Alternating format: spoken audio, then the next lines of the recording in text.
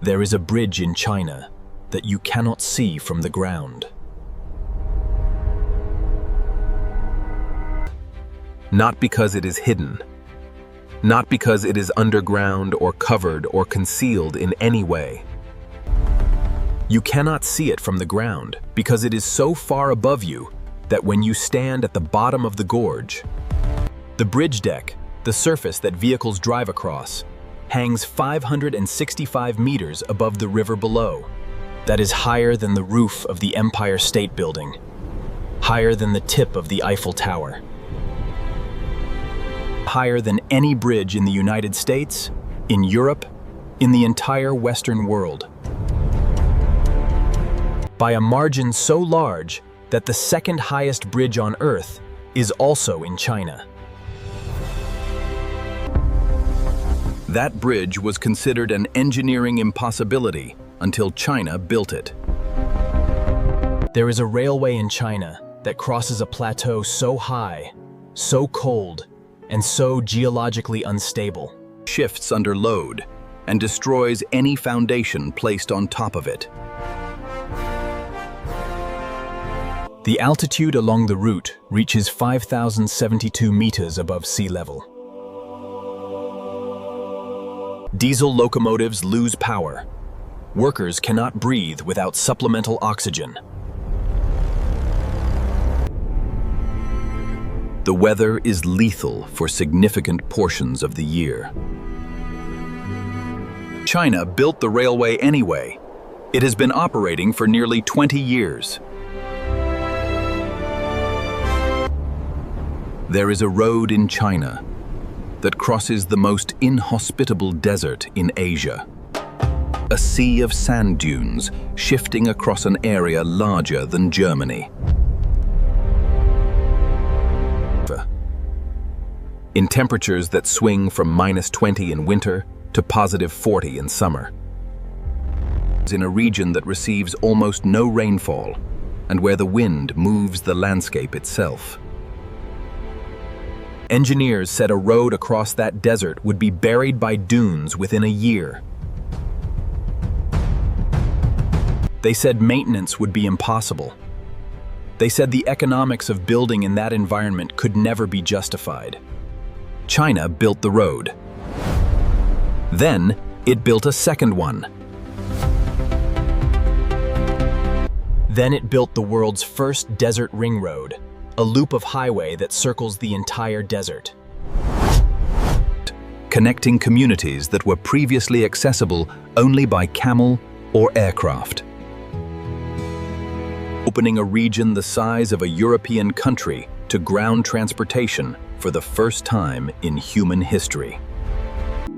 There is a water project in China so large that the engineers who designed it measured the distances, not in kilometers, but in the width of continents. A system of canals, tunnels, rivers, pumping stations, and aqueducts. Designed to move water from the wet south to the dry north.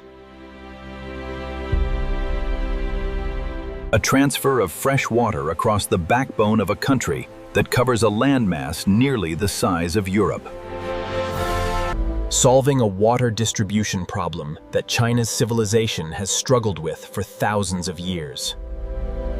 The engineers who reviewed the project when it was first proposed called it the most ambitious hydraulic engineering project in the history of human civilization. They were not exaggerating.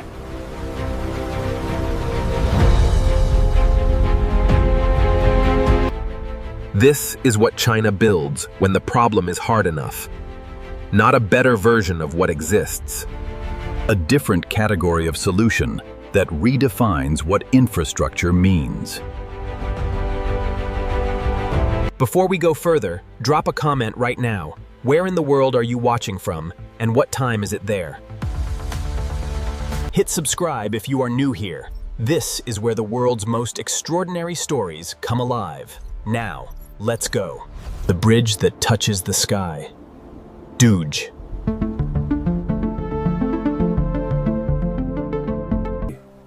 The Beipan River runs through a gorge in Guizhou province that took millions of years of erosion to carve. The walls of the gorge drop almost vertically for hundreds of meters. The river at the bottom is narrow, fast, and cold. For the communities on either side of the gorge, crossing it meant a journey of several hours on winding mountain roads that dropped into the gorge, crossed at a low bridge near the river level, and climbed back out the other side. A distance that might be 3 kilometers in a straight line required a road journey of more than an hour. China decided to build a bridge across the top of the gorge. The Duge Bridge, formerly the Beipanjiang Bridge, opened in 2016. Its deck sits 565 meters above the river. When engineers were designing the crossing, they faced a problem that no previous bridge project had fully solved. How do you build a bridge across a gorge that is too wide to span with a single arch, too deep to support with towers from the valley floor, and in a location where the weather, thick fog, height winds, and ice makes construction dangerous for much of the year? The solution was a cable stay design with 2 towers, one on each rim of the gorge, each rising over 200 meters from the cliff edge they stand on. The cable system suspending the deck had to be engineered to handle wind loads and thermal expansion across a span of 1,340 meters. The deck itself, nearly 1.5 kilometers long, hanging in the air above a river that looks like a thread from the roadway above. Construction required operations from platforms suspended on cables above the gorge, in conditions that included winds strong enough to swing a heavy load off its mark. Temperatures that fell below freezing for months at a time, and fog that made it impossible to see from one tower to the other on many working days. Concrete was pumped up the towers from the cliff edge. A vertical distance comparable to a 50-story building, using custom pump systems designed specifically for this project, because nothing commercially available could handle the pressure and height required. When Duge Bridge opened, the journey across the gorge dropped from more than an hour to approximately 1 minute. The communities on either side of a geological barrier that had defined the limits of their geography for centuries. They were connected by a minute of driving on a road that hangs in the sky. The Duge Bridge is the highest bridge in the world. The second highest bridge in the world is also in China. The third highest is also in China. 9 of the 10 highest bridges on Earth are in China. The reason is not coincidence. It is geography and will. China's interior is cut by gorges, ranges, and river valleys that would halt infrastructure development in any country that treated terrain as a constraint. China treated it as a problem to solve, and solved it at a scale that has no parallel anywhere on Earth. The bridges are not remarkable because of what they are made of, or how they are designed. The materials and engineering principles are known. The bridges are remarkable because they were built in a remote mountain gorge, was assembled and directed and sustained until the project was done. That combination is what Western infrastructure programs struggle to maintain. China does not struggle. It builds the railway to the roof of the world, Qinghai, Tibet. The Tibetan Plateau is the highest large-scale landmass on Earth. It covers approximately 2.5 million square kilometers, an area roughly the size of Western Europe. At an average elevation of over 4,000 meters above sea level, The air is incredibly thin. The winters are long, harsh, and lethal in exposed locations. The ground across large portions of the plateau is permafrost, frozen to depths of 100 meters or more. Stable as long as it stays frozen, catastrophically unstable when it thaws.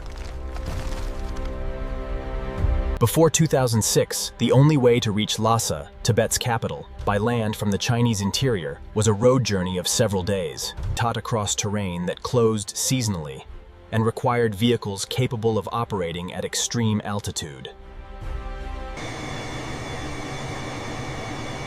Air travel was available but expensive and weather-dependent. China built a railway across it.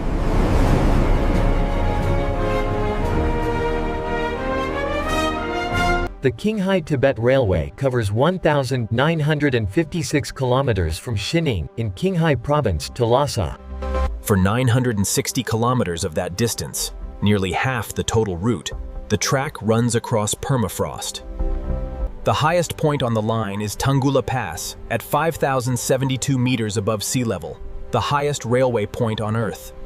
The route crosses 4 major mountain ranges, hundreds of rivers and lakes, and treacherous terrain. When permafrost thaws under a railway, the track subsides, buckles, and eventually fails. The engineering challenge was the ground. China's solution involved elevated viaducts, bridges that lift the track above the permafrost surface so that the thermal influence never reaches the frozen ground below. Heat pipes, passive cooling devices that draw heat out of the embankment and release it to the cold air above. Insulation layers of specific thermal resistance were placed beneath the ballast to limit heat transfer. The passenger carriages on the Qinghai-Tibet Railway are pressurized like aircraft cabins. Oxygen is piped to every seat. Emergency oxygen masks are available as on a commercial flight. The locomotives are specially designed hybrid units because standard engines lose power at high altitude. When the railway opened, the journey from Xining to Lhasa, previously a multi-day ordeal, took 22 hours by train. The road through the impossible mountain, Sichuan, Tibet, a highway engineered through terrain that concentrates every geological hazard. Hundreds of tunnels, some of the longest road tunnels ever attempted, bore through mountains rather than crossing them. The highway in the desert, the Taklamakan, a sand desert larger than Germany. The solution to the dune problem was not to fight the dunes. It was to fix them with a living ecosystem. In 2022, China completed a ring road around the entire Taklamakan, a loop of highway over 2,000 kilometers. The canal that moves rivers. South Water Diversion. The south of China is wet, carrying 80% of the water. The north of China is dry, carrying roughly 8%. The South Water Diversion Project is the largest water transfer infrastructure project in the history of human civilization. In one section, the canal crosses the Yellow River, not by connecting to it, but by passing under it. A sequence of pumping stations representing the largest coordinated water lifting operation ever built. China builds infrastructure that other countries do not build, because China has decided that infrastructure is the mechanism of development. The railway does not follow population. The population follows the railway. The road creates the market it will serve.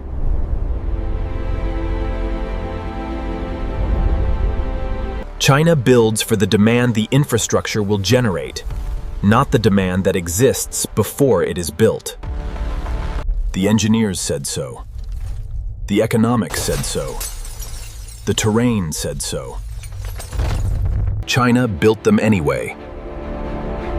And the impossible became the road you drive on.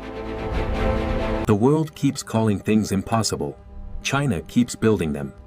Hit subscribe and tell us where you are watching from.